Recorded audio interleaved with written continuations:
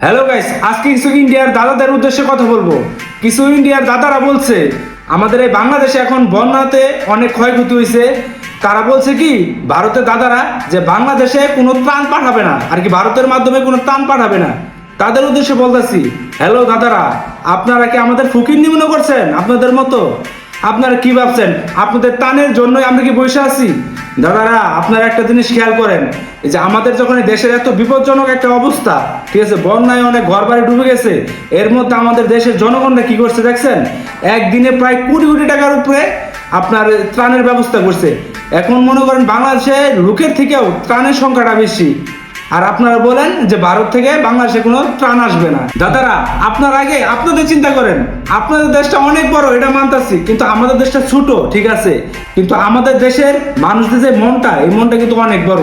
কিন্তু আপনাদের দেশটা বড় হলে কি হবে? আপনাদের মনটা বড় না, আপনাদের মনটা অনেক ছোট। আর আপনাদের ব্যাপারে কি বলবো, আপনাদের এমনও অনেক রাজ্য আছে যে রাজ্যেতে এখনো কোনো টয়লেট নাই, মানুষে খেত খামারে টয়লেট করে, আর আপনারা আইছেন আমাদের ত্রাণ দিতে।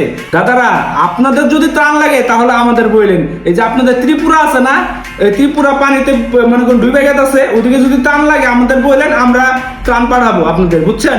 আর আপনারা এই হাস্যকর কথা বললেন না, আপনারা যা বলতেছেন এইসব হাস্যকর কথা, বুঝছেন?